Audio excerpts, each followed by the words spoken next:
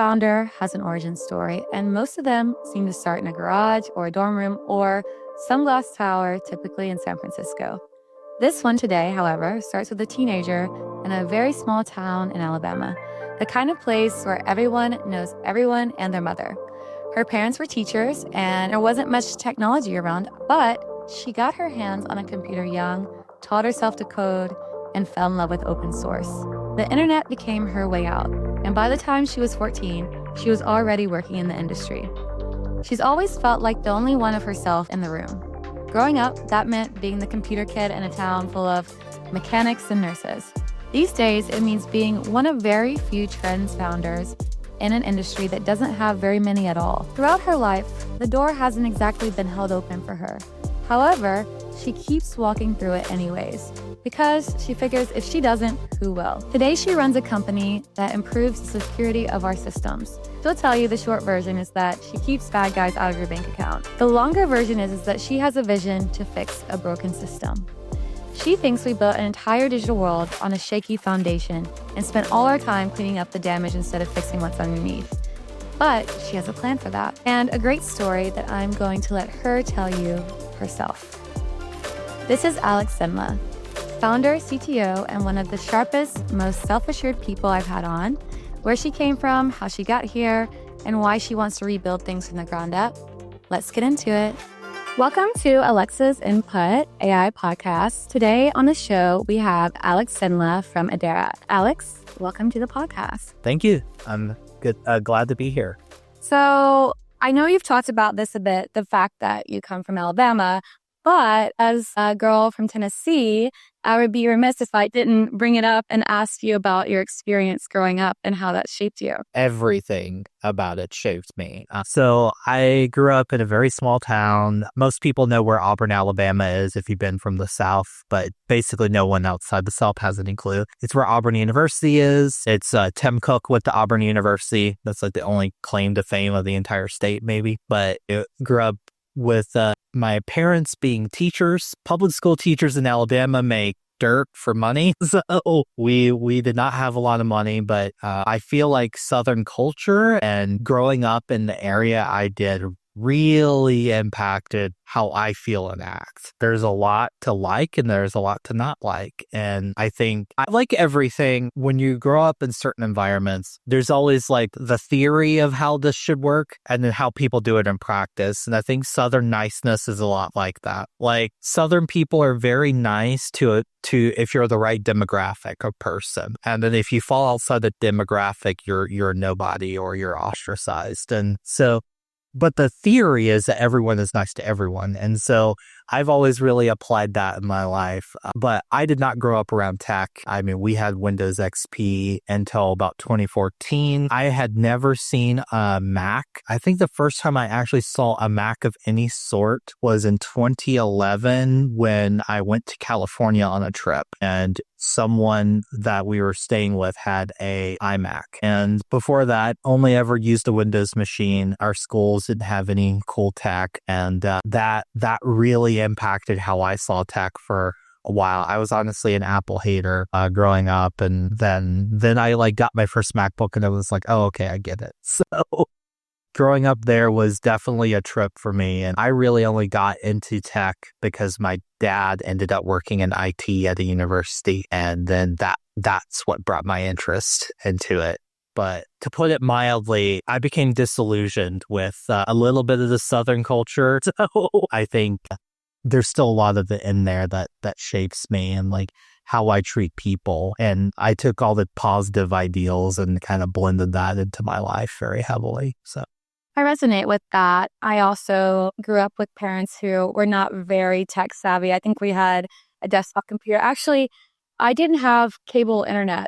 I had dial-up for probably 10 years longer than most other people. Yeah. The line for the fast internet stopped right before my street. So yeah, unfortunately, I didn't get it. But yeah, you said you grew up in a small town. How small was your town? I'm just curious. So my actual town, a few thousand people. So not too tiny, but the thing is, it felt very small. Like, Yeah, I think it's important. Like, I have a friend that grew up in like a very, very, very small town in Washington State on the eastern side, and her town was literally like, I think her parents probably owned like 10% of the land. That's what it felt like. It was that small of a town. It's comparatively not as small, but it felt very isolated, not connected to the rest of the world. I mean, my closest airport was 2 hours away in Atlanta, right? And so that's how I judge it of like, is there like an actual airport here? Yeah, like I said, again, I resonate with that. My airport was around an hour and a half away, and we had in the thousands, and it feels very small. There are more people on my block in New York than there are Yeah. in my town. I feel that way like in Seattle. It's actually why I never thought, I'll admit, growing up in a small town, I thought I hated the city. And that's all very embedded in Southern culture. And like, there's just this like, the city folk are horrible, awful people. And there's like, that's playing out today in today's world very clearly. But I was also just afraid of it because I'm like, I like that I'm like, in this town that's small and I kind of know everything. And then I moved to Seattle in 2022 and I was like, yeah, no, like I am definitely an urban girl. And like, I live a block away from the water in Seattle and I can see the water. And actually with the World Cup, which I'm glad I'm not there right now, it's so busy. It's so, so, so busy. And I love being in a sea of people because I can be myself in that. Like the problem with being in a small town is like you are the gossip if you diverge, right? And I don't feel that way at all in Seattle. Yeah, it's true. A big city is so different. There's so much that you learn in that process. You mentioned that a lot of that ecosystem you grew up with and impacted you. What are some of those impacts and how did you see that play out as you moved away and got into tech and started your own company? It's counterintuitive. A lot of what people say about the culture there is real. It is many bad things, but I took a lot of good things from it. And one of those was being nice to people. Like treating people like they're just people. I'll tell you like a really interesting story that hit me very young. I think that growing up in the environment I did, I got to realize that everyone is a faultful person. Like everyone has their faults. No one is perfect. And it's so clear to see that. And, when you're in a small town where you kind of get to see the spectrum of what that creates, and treating people like they are people regardless is so critical of that. And that's helped me in my company. But I think it also helped me like get confidence in myself. So a great example of this is I started in like actually working full time in tech when I was 14 years old. I was working with people that were way out of my league, right? My mentor was actually someone who grew up in Shanghai, China, and was really good at math and taught me a lot, like taught me about Go, as in not the programming language, but the game, and a lot of things like that a small town Alabama child would never learn. And you just start to recognize patterns of like everyone is just a human. Another example is I was once in a boardroom with a bunch of executives at a very large company when I was literally like 16 or 17, presenting I guess like a vendor application that we built that they could use. And you kind of just shake off that idea of like famous people or people that you like see in the news are anything other than just you and me, right? Like, and that really, I think, originated from growing up in the church and kind of like seeing.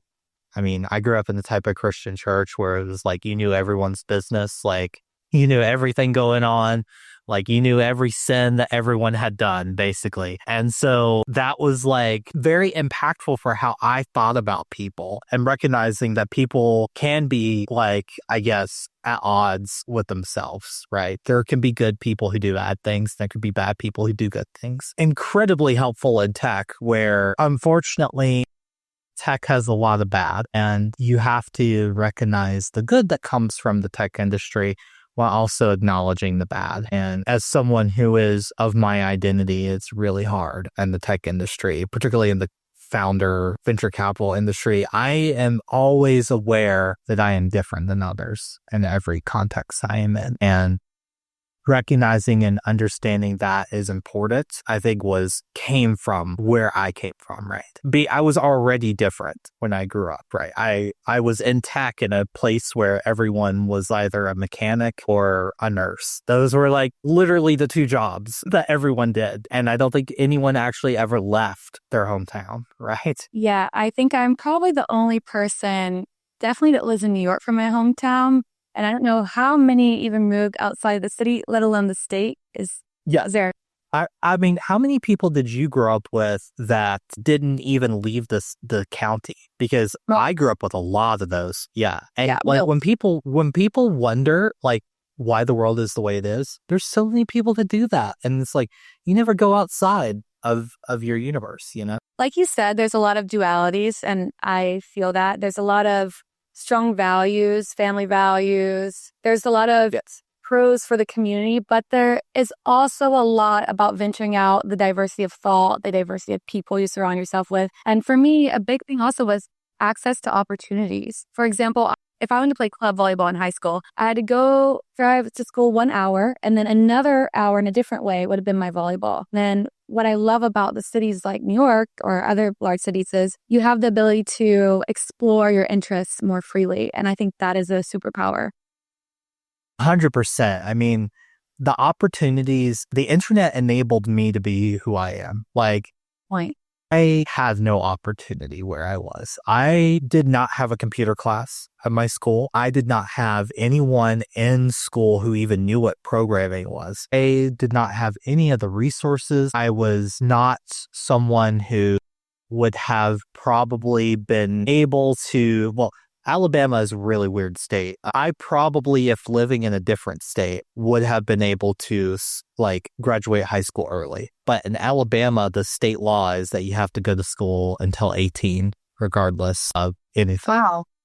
And so I had to do school at the same time. And where you grow up heavily impacts your opportunity, and people just don't get that sometimes. Like I was talking to someone who went to a magnet school, and I'm like, you have no idea like what I would have given to have gone to a school where I have options. Like I had to follow the same program as everyone else. Meanwhile, like I'm bored. Like I did horribly in school. I'm one of those people that, you know, maybe was able to do like real things with my life, but did poorly in school. And it's because I wasn't interested. Like it wasn't designed for someone like me. And that opportunity is very undervalued. And when I try to people who live in a city, I'm a little bit cynical. I'm like, you have everything you could ask for. Like, let's be real. That's the thing, you don't even know it, right? So you matter with that appreciation. You've touched on feeling different a few times. Can you talk to me about why this was, and what has your journey been like being trans, from growing up, moving to starting a new company, being in tech, all of it? I love this topic. It's so strange. So I grew up in a church, and also in the South. And so there's this element of like, if you are different, you can be different, but you have to hide that. I guess the church position of being like, I don't know, gender identity or sexual orientation is sort of generally falls into the like, it's a sin to do it, but it's not a sin to feel it. Right. And so that was like a really weird thing for me, because for a long time I suppressed who I was internally, like internally self-hating myself, until I was like probably 12. And then I was like, I think there's something more here, but I don't have the words or the ability or to process it, right? And I think I only really came to recognize that how different I truly was, and when I was about 17 or 18.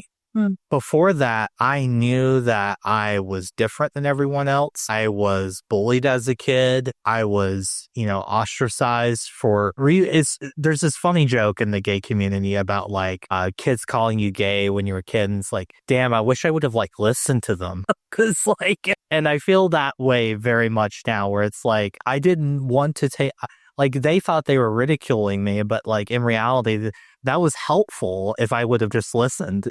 And I think that was a huge part of my childhood was recognizing like having the words to even say like what I am. And it was actually the story of how I kind of recognized I was trans is a really wild story that could probably deserve its own podcast. But the quick story is I'd always been different. I always felt like honestly kind of thought that I was just a gay man, if I'm being honest, for like a long time, which is a very common story for what it's worth, because I didn't have the words to put like what was going on. But it was also weird because I was like, I might be bisexual because I also like women. So there's just like weird thoughts going on in my head. And then slowly you kind of realize there's like a trans meme that goes around all the time as well. That's like, do you love her or do you want to be her? And to be quite honest, it took me a long time to figure out like what was going in my head. I mean, I think it's also growing up as a male. There is this thing where you're like taught not to understand your emotions. Like you're taught to buck up and, pull yourself up by your bootstraps and do the hard work and not show emotion, even if you feel it. And so I had to overcome that really hard. And still to this day, I mean, I don't really know how to process my emotions properly. And I feel like that is a side effect of growing up in that environment. But I was not comfortable with myself even after recognizing I was trans, which basically started, by the way, because my friend came out as trans and I went, oh shit, like I think we might be friends because we're two trans women and we like saw that in each other without seeing it. You know what I mean? And so there was like a little bit of weirdness around that. And then slowly I started to feel more comfortable with being out. And I'm very lucky that my dad is pretty supportive. So, I came out to him not too long after I found out. I'd say like 2 years, which is pretty good and queer time. So, but it has had a massive impact on my life. I think that there is a certain element of the internet that is very welcoming to people who are different and the tech community, and feeling that openness, which I will say it's regressed quite a lot. I mean, you only need to look at Silicon Valley. Like it used to be very open, like felt like people could be themselves, and it's regressed a little bit if we're being real. You're so right. It's shifted. I've noticed that. Yeah, it's shifted a lot. I think it's political, but I also think there's this element of thinking that's like once people become familiar with, trans people around, they start to look at them differently. And whereas before those people were hiding. And so the more open that it becomes, it's like a weird cycle, I guess. And, I might be one of the very few people who is in a position of organizational power that is trans. I know a few trans founders, I know 2 others, and that's sad. I'm sure there's more out there, to be clear, but I only know of 2 others that I can think of in my head right now. And most rooms that I'm in, it's mostly just dudes, and it's really strange. Because I find myself in places where I know that I'm the only trans person someone's ever talked to. Mm. And that is so strange to me because trans people made computing what it is. They had a large impact all the way from hardware to software. There's a certain set. We love operating systems. I don't know if you know anything about Nix, but Nix is like, God, I mean, half of the people that use Nix must be trans. Like it's No, that's real. Yeah, no, I swear. And if you're using Nix, you might want to like figure yourself out. This might be your. Yeah, this might be your site. But like, I swear, there's just something about tech that allows people to be who they are on the internet that draws us there. It's a sense of belonging that we don't have.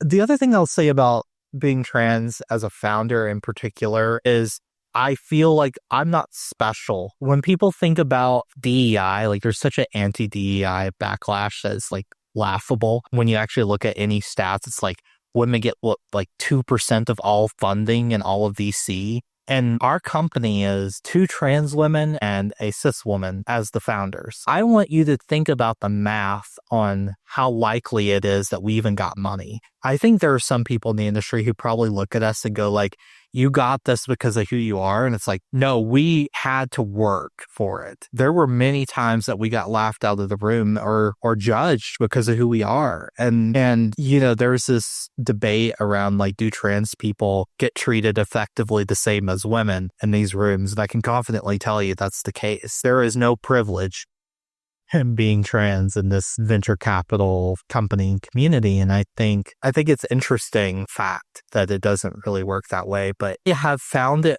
to be quite honest, I found it quite hard being effectively the only trans person in the communities that I'm in around VC and founders, because I don't want to be the token trans person, but it's also not all of who I am. Like the fact that I am trans is a huge part of me, but it's a huge part of me because I want other people to feel like they can do it too. Not because I like espousing that I am trans everywhere. And I have recognized recently how important it is that I go forward with that in today's society of who I am. No, I agree with you. I think it's extremely important. I think a lot of people confuse this hardship sometimes for what's it like to be a woman in tech, for example. If I were to think about that, it's not that I feel like I don't have support around me. Actually, I've been very lucky and the people I've worked with have all been extremely kind. However, what's more unsettling is that when I worked in this larger building, I walked in and if you look at the whole floor, I could see no one that looks like me. 10, 15 years older. So I can't imagine myself in that role. And I think that's what, at least for me, when I think about this for myself, that's what hits for me is that I don't see anyone like me here in what would be my future. So what does that mean? Why is that? You know? Yeah, slightly off topic, but very related. There is a big question in the trans community about how we don't have a lot of trans elders because, to be honest, a lot of them have died in various ways, whether that be, you know, political strife, etc. And it's very morbid to say, but it's actually a very analogous thing to how I think people feel in the work thing, where it's like, I don't have anyone to look up to. Like, what future is there for me? And there's an element of, you know, being in these rooms, it's very clear to me what's going on. I have a pretty good pulse on it. People don't get promoted, or like they don't get promoted into positions of power. I know many trans women in particular and trans mass people as well who are in positions of individual contributor power. Let's put it that way. Like they are able to produce things. They are principal engineers. I know so many principal engineer trans people. There are not very many people who are a VP who are trans. There are not very many people who are directors. There are not very many people who are even managers. And some of that is, I think, attributable in the trans community in particular, is attributable to a desire to not be a manager because of, you know, social upbringing and also difficulty. Like, can you imagine being a community like a trans person as a manager and you have to manage someone who doesn't support trans people, right? And that's a common thing with marginalized communities. It's horrifying.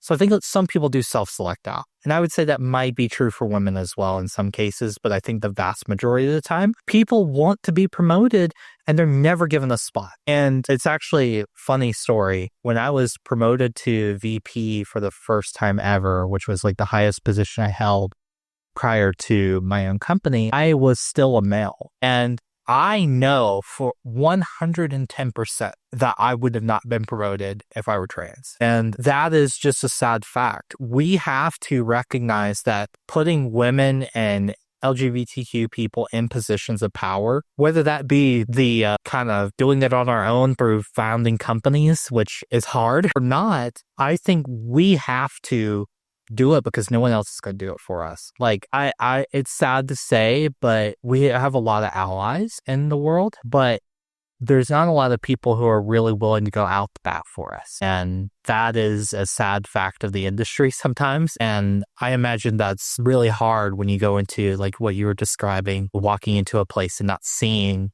you and yourself having a future here. People feel like that. And I think that contributes a lot to people's disillusionment with the workplace. Exactly. I'm glad that you're being that role model for people. I think, like you said, it'll give people hope. It'll give people a direction and hopefully some motivation to keep on doing what they're doing. Yes, absolutely. I'm all here for that. It's scary. Like, I am not an extrovert. A lot of people are surprised by that, but I hate public speaking, like in a sense of like, I could do it, but I am always nervous for things. And I put myself out there to try to help other people. And more of us have to be willing to do that because we're the only people that are going to pick our communities up, if I'm being honest. Yeah, it's such a good point. It's uncomfortable, but it's worth it. And there's something that you said on Corey's podcast, and you kind of said it almost in passing that you got access to logs of everything you said on IRC for 7 years or so. So when you're going up and going through all these things that you're talking about from your childhood. And I was wondering as I listened to that, looking back now and reading it, what did you see about yourself? What was that reflection like? Wow, that's a question I have. I think I was a kid, so I see cringe, if I'm being honest. I embrace the cringe every day. Embrace the cringe. And I had a friend that told me like everyone's allowed to be cringe when they're a kid. And some of us are cringe in our 20s, when we're early 20s. I was definitely cringe in 20s at a few points. I think I'm still cringe. Yes, I try. I mean, maybe I still am now. But I think maybe I have gotten so used to it that I'm just okay with it. Like, I'm okay being cringe. But that was the number one thing, is just recognizing that the way I behaved was like very different than I would now. And I think that's recognizing your growth. And the rules unlocked quickly, like how people, those rules. There was a time where being really edgy was like a big deal. Like, you had to be edgy to be online. And now it's like... Use Picnic to edit your photos? I think I definitely did that. I think I also, like, I don't know about you, but like, I grew up around YouTube culture. So YouTubers were like my jam. And I would say another thing through the IRC logs was recognizing all the YouTubers that got canceled that I used to watch. Like, it's a funny thing to say on a podcast, but it is true. Like, it happens a lot. And it's never the people, well, it's the people who you look back and go, oh, yeah, no, that makes sense. But like, at the time, you just don't suspect things. That's one thing. And then maybe a like very positive note is when my mission, like I was just describing around not kicking over the ladder is the term I usually use, of letting, like, once you get to a place, helping other people up. I did that without knowing that I did that. I helped other people without really recognizing it. My group of friends was primarily people my age on the internet and IRC. 2 of the 3 there ended up working at the same company I did because I helped them get a job once I got a job at the same company, all while we were 14 and 15. Wow, that's young. Yeah, we were very young, and I'm very proud of what we as a group have been able to do, because I'm not going to say their names, but like, they are people that I'm glad that I got to help those people. But through an off chance email, because I mentioned on the other podcast that I got this job when I was 14 through like an email that I was like, that randomly came, right? So yeah, that was the other thing that I saw in the IRC logs that made me feel good. And, I'm not day-to-day friends with any of those people anymore. And that's a regret of mine, if I'm being honest with you.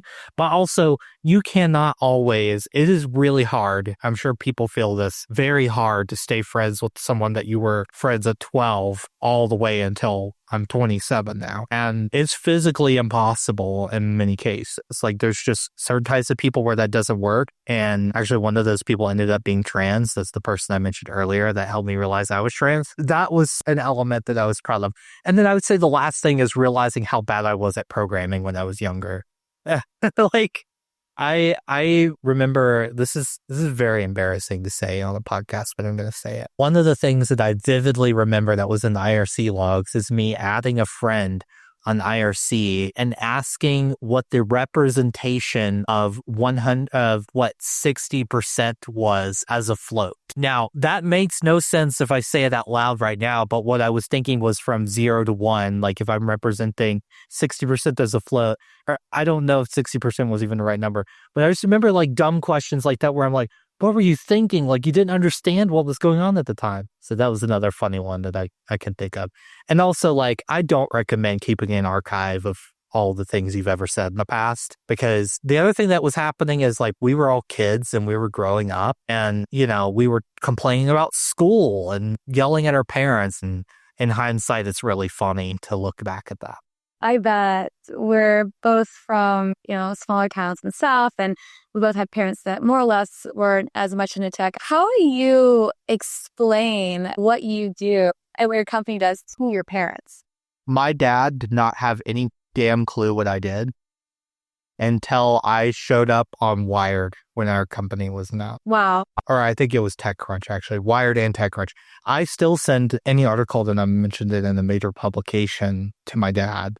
Not because I like to gloat. I'm not like a high ego person, but because A, I mention him a lot in them because he's a big part of what got me here. And B, he needs to know that what I'm doing is real. So going back all the way then, when I started making money, that's when my parents went, you're not just playing games. Because I think that what they thought when I was a kid while I was doing programming is that I was gaming. Like to them, there is no difference. And to be fair, I was making mods for Minecraft at the time. So like I was gaming, but I was also learning a good skill at the same time. But someone who's not in tech would not connect those dots, right? For sure. So I think that was part of it. And then I think I also told on Corey's podcast about this, about when a Google lawyer called my home. Yeah.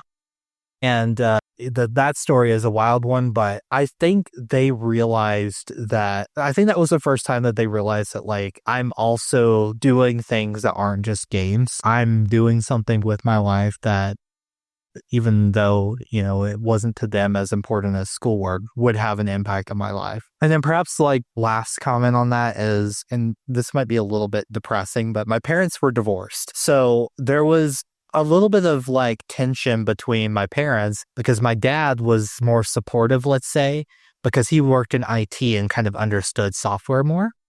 And my mom was less supportive. Well, I wouldn't say not supportive, but was like, you need to go to college. Meanwhile, I'm like, I'm not going to college because I have a job. You know what I mean? So there was a little bit of tension.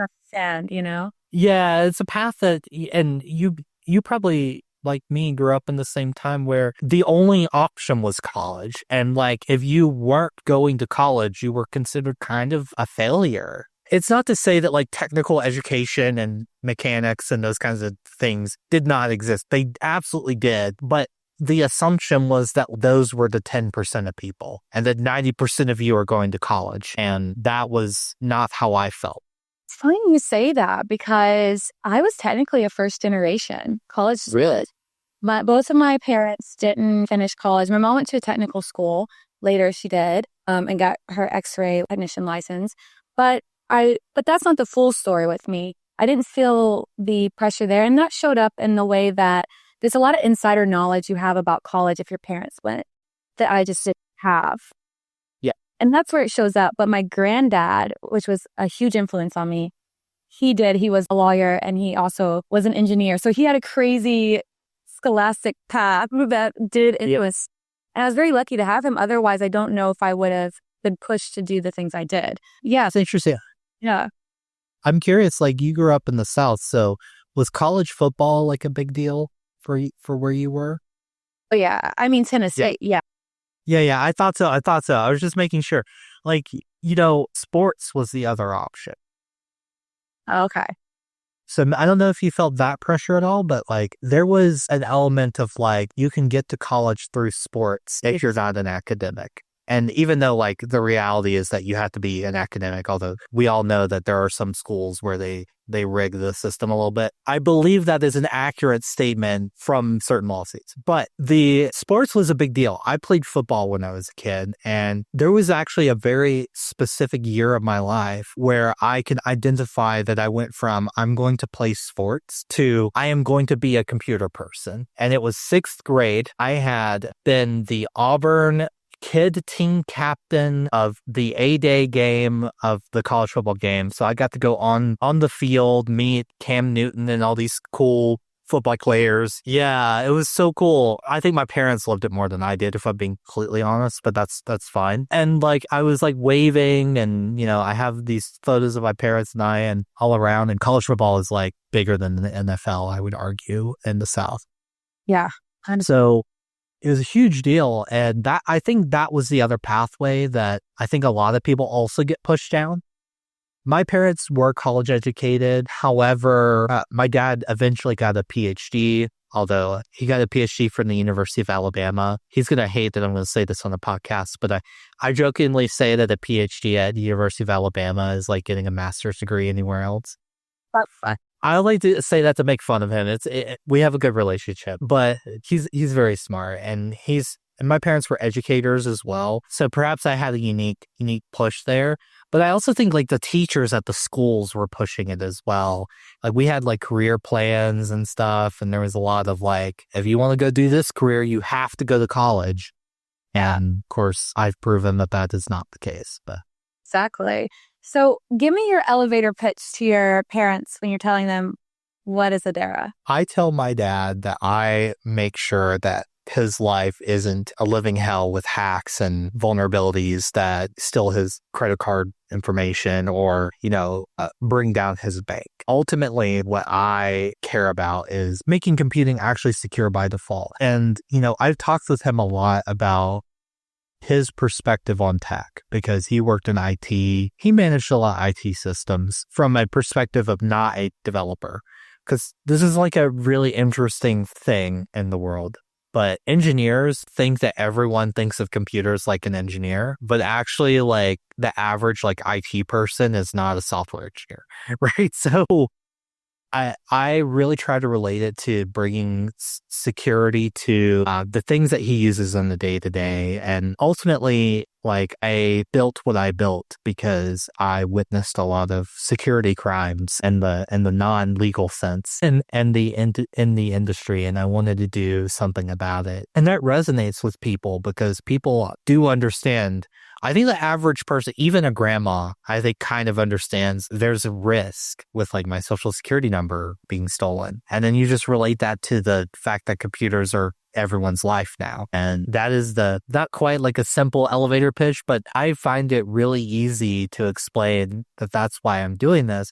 And then if I would, given all the stuff that I've said at the beginning of this podcast, I also think it's really important that what I am doing be impactful socially as well. And being who I am in the industry and being with the people that I am and the type of company that we are, we're a very weird, different company. It's important to me that we are the ones doing this as well.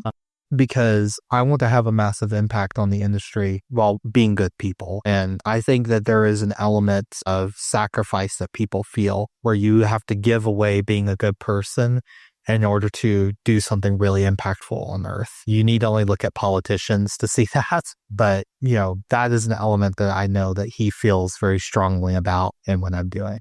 I think you're hitting on something important here. That's know your audience. Yes. Well, when you're talking to people, know your audience, either what they care about or their level of knowledge about the subject you're talking about, right? And I think in tech, that's a very important skill. And so I'll follow up by asking you now, what was your elevator pitch to VCs, for example? Like some people who kind of have an idea but aren't technical. Yes, this is often the group where it's most interesting to find an elevator pitch for, I'll be honest, because I can talk to an engineer all day about the actual low-level problems, but like, what are we doing as a philosophy and why does this matter and why will people buy it is critical. And I always say that Edera is the platform that people will use to bring great security without sacrificing performance or velocity in their organizations. It's about integrating the security mechanisms into the lowest levels of the platform so that people don't have to worry about it. And particularly if in today's day and age, when you have like Mythos and these AI models that are terrifying for security, and I can attest that on my life.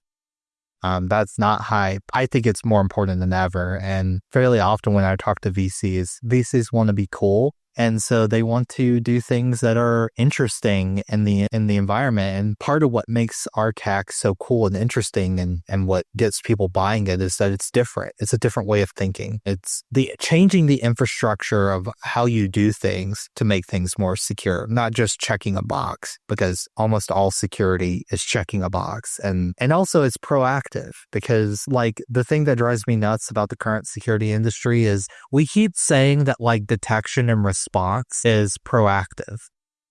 And that's just nonsense. Like if you are detecting a vulnerability and they're responding to it, you have inherently had a problem occur. So preventing them at their source, and then when they do happen, preventing vulnerabilities or exploits from actually exploiting real applications or hardware is the only real way to solve. Yeah, prevention is way better than detection, I'd assume now. It seems a bit too late.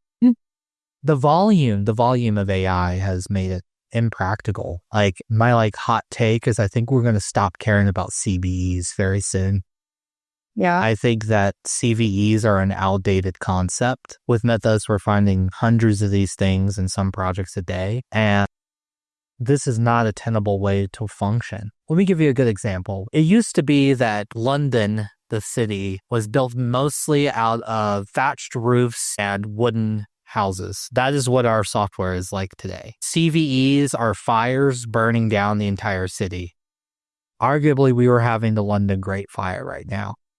Wow. And just for you to know, it's common vulnerabilities and exposures, right? Yes. CVEs are basically the word for this is a vulnerability in a piece of software that has been validated and potentially has it. And we're just having so many now that it can't keep up with that dictionary of valid vulnerabilities. Yes, and exactly. We have so many now that it's like the London Great Fire, like I'm saying, like it's burning down the city. Like everything is burning. You talk to any major company, they're just processing these vulnerabilities. They have rooms where they are literally sifting through these vulnerabilities, and they have response centers now and all these things. And what we really need to be doing is building our houses out of brick. We need to be building our places out of stone. I think actually in London, one thing you might learn about me if you ever listen to more podcasts from me is I love London as a city. So this is why I'm talking about it. But they rebuilt all of the houses that burned down with stone. And I think that is a really critical component of how we think about vulnerabilities. We need to rebuild and rethink about how we build software and deploy it, more importantly, because software takes time to change, but hardware and infrastructure can change more quickly. And I think we need to think about how we harden things and build for a world that is AI proof. And to me, I find that as a low-level software engineer, what we are building upon as an industry is terrifying to me. Like a lot of people don't. I give this talk about the layers of the system at QCon and InfoQ's conference. And my thesis was basically the average developer doesn't know what's going on in the Linux kernel. And if they did know, they would know that there's all these vulnerabilities and all these things that can go wrong. But because they don't really know, we build software against assumptions that aren't actually there and guarantees that aren't there. And rethinking how we build our software and how we think about the stuff that it's deployed upon is a critical part of what we're doing at Edera. Let me ask you this. There are so many layers to your point that we're building on. Having knowledge of everyone, how it works, is just something that we don't do usually. Like you said, we make a lot of assumptions. And we're seeing this a lot in AI as we're building new layers of infrastructure to solve these specific AI problems as well. How do you know when to build off of a foundation and when to start building something new? This is the hardest part. And I think what I know for a fact, and I work a lot in the Kubernetes container ecosystem, when you go to a KubeCon, everyone's trying to sell you another layer of the system. There's the security vendors, and I guess we're considered a security vendor, but the security vendors are like constantly just like use our tool, get more observability, get more alerts or whatever. And then you have like the minimal images, or like if you just replace your container image, everything's going to be fine. And then you have, the meshes and the networking and all of this stuff. Like every layer of the system that we add or complexity that we add breaks things. When I look at how people are building AI stuff, it's just like, if we just insert this other layer into this other layer, then we glue that layer to that layer. And we don't realize that the reason why we're building a lot of these things is because the foundations are broken. And one of the things I've learned when I talk about this message is I'm actually probably not talking to application developers when I say this. I'm talking to like the people who develop Kubernetes or the people who develop the Linux kernel and these systems like that. What I want to see is for them to integrate more things that actually make people's lives better into existing systems, so that when I go build a nice Kubernetes cluster, I'm not deploying 45 tools in order to get my job done, right? And that collapsing of things will increase the security of the system because we will naturally realize where there's gaps. Kubernetes famously, and Joe Beta, who I know is on your podcast, would probably find this really funny, but Kubernetes' original thesis was like, hey, let's ignore the hardware that this stuff runs on if we just kind of abstract over that. But look at what's happened in the last few years. GPUs and hardware accelerators and TPUs and all these things. Hardware is cool now. It used to be boring. It used to be just CPU and memory, and then like it all was basically the same. Now nothing is the same. Now everything is unique. And then you have ARM and all these other, matrix complexities there, and you can't ignore hardware anymore. And so that to get to the hardware, you have to go lower level. So I think when I say this message, my message is really to those people building those layers of the stack that people build upon, is to think clearly about what you are doing and whether or not the layer that you are building on top of is the right one and suits your needs. And make it easier for application developers to do the right thing by default. That's ultimately my mission at Edera, is to make it so that it's hard to screw up security. Right now, the default is no security. You have to work really hard to get a secure environment. And so to me, that should not be the case. Security should be baked in. And the fact that it's not is an industry failure. In my job now, a lot of what I think about is how to present these very technical, complex ideas to still technical people, or arrange, maybe even not as technical, in a clear and simple way. That is not always easy to do. And I wonder what your thought is on that, making these really complex things simpler. You mentioned that people at this level should be doing things to make other people's lives easier. What is one thing you think that should be done in this respect? I think that people who are developing applications and just want a cluster or Kubernetes cluster to deploy to should not have to make 50 choices in order to get a good environment. And yes, there are things out there like Kubernetes distributions that try to do this, but even that is like you need to choose a distribution. It's sort of the problem of Linux versus Mac OS, let's say. Like the beauty of Mac OS and why I love Apple so much is because they made all the choices for me. And Linux is sort of just like, here's a buffet of 70,000 packages that you can glue together to make work. And to be clear, I love Linux. Like I'm a Linux user, but my day-to-day machine is Mac OS because at the end of the day, I need to join meetings. I need to like talk to customers, right? I need to get stuff done. And that's what application developers are trying to do, right? They're trying to get stuff done. And the more choices you give them in the matter, the more complex that thing becomes. And then suddenly it becomes like, which networking backend do I use for Kubernetes? And then which, logging framework do I use? I mean, even the question of what programming language to use is like a thing that I think is irrelevant in today's day and age. Well, I believe that there are some languages which are better for certain use cases than the others. But if at the end of the day, all you're doing is asking Claude to write your code, then what does it matter? Claude should naturally figure out what's best for you. And so we need to learn that lesson in the infrastructure space. Because, when you're trying to explain concepts to people, technical or not, what they want is an easy to understand.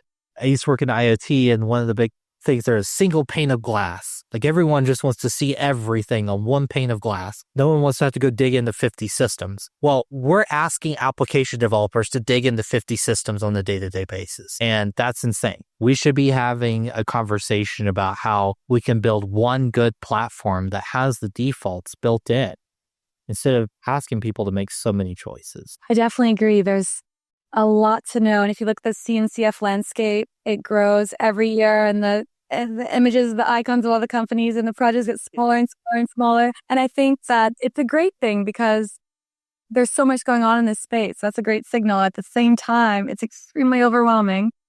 Yes, exactly. It's a huge problem. And that overwhelming nature of it all is dangerous for security, I think. Yes, for security a lot too. And I feel you on simplifying. Thank you so much for coming on. There's so much more I want to ask you. Maybe we'll have to do a part 2 someday. But I really enjoyed talking to you and learning more about your story. And I wish you the best. Thank you for coming on. Yeah, thank you so much. It's been great. I appreciate it. Thank you so much for listening to Alexa's Input AI. And if you want to follow along with my new episodes, writing, content, everything I'm building, you can find me at alexagriffith.com, on Substack, on YouTube, or wherever you listen to podcasts. If you enjoyed this conversation, it would mean a lot if you subscribe, share this episode with a friend, left a quick rating or a comment to help more people to discover the show and keep these conversations going.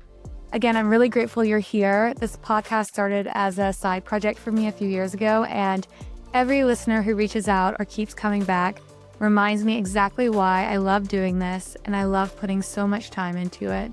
I hope this episode gave you something to think about, something to talk about. So always stay curious, stay grounded, and I hope to see you next time. Thank you for your support.